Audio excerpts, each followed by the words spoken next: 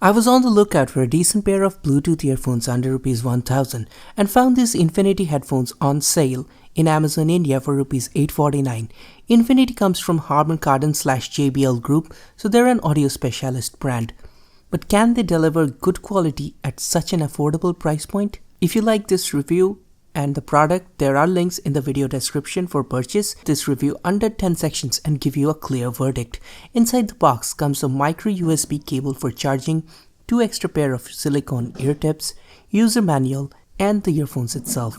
The earbuds are made out of metal and even the internal mesh over the drivers are made of metal.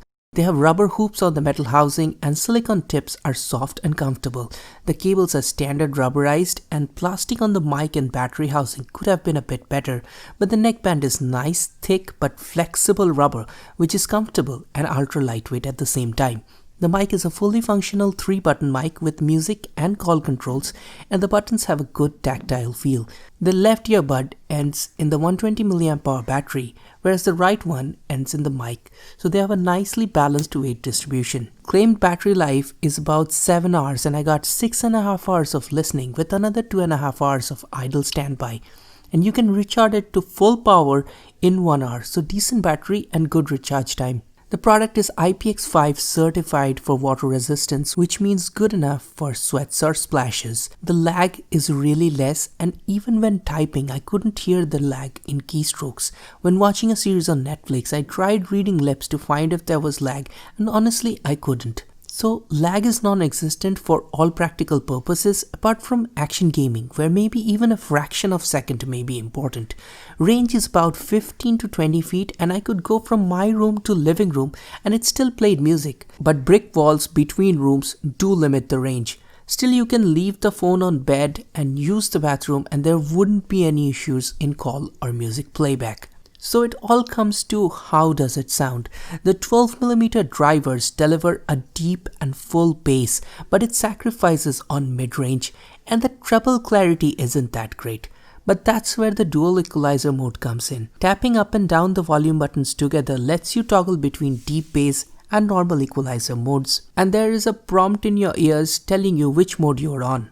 The deep bass mode gives significant bass boost and hard bass drops, which may suit songs like Animals by Martin Garrix, but when listening to songs that focus more on vocals, for example Skyfall by Adele, the normal mode opens up the mid-range and gives that much more needed clarity to the trebles. Remember, the earphones and headphones that I have used so far are far more expensive, so I might be a little nitpicky about the audio quality. But for casual listening, you won't notice much flaws. And when I wasn't trying to analyze the sound, even I found the experience to be enjoyable. Use the proper size of earbuds for your ear, and they'll give you a proper noise isolation. I could block out the entire environment in a car ride, despite having windows down, and the car radio playing at lower volumes was blocked out. One thing about these earphones are that they only sound good above 50% volume. At lower volume, they lose significant clarity. And I feel 12mm drivers need more power to sound good, which is only there above 50% volume, and low volume listening gives a weak and flat sounds. So if you like to listen at low volumes, probably skip this one. The only comparable earphones which we had at this price point was the Mevi earphones, which have a similar build quality, but audio quality wasn't anywhere close on the Mevi. The bass was muddy and overall clarity was just missing. Just a reminder that Bluetooth earphones at this price point are often a disappointment, and the Infinity Glide is definitely a pleasant surprise. I tried outdoor call quality, and even with the mask on, the person on the other side could hear me, and I myself had great clarity on calls, much better than the phone's internal speakers. Solid 9 out of 10 on call quality. In conclusion, we can say that there is not much to find fault with these earphones. Lack of USB-C charging is an inconvenience, and the audio separation is weak, so not such a good soundstage. Also, while being on call, I tried to listen to music on background and it couldn't play it that well. Probably two audio streams together is too much for the Bluetooth. But let's be honest, these are not audiophile headphones, and audiophiles don't spend rupees 850 to 1000 on Bluetooth earbuds. So for casual purpose listening, this delivers a good solid punch, and I'm personally a bit wary of traveling with my much more expensive headphones and earphones because small things like those can get lost during shoots. With these, I don't have to worry so much, and the regular price point of rupees 1200, even at that price, I would be happy with these.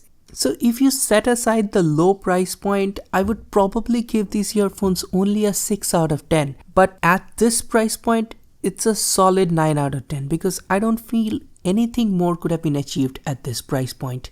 I will leave you with the sound test, and you can comment down below if you have found better or really good earphones under 1000 price points, or maybe I will check them out, and let me know if you want to see more tech videos or whether I should just stick to motorcycling content. I'm leaving you with the sound test. This is Rahul. Goodbye.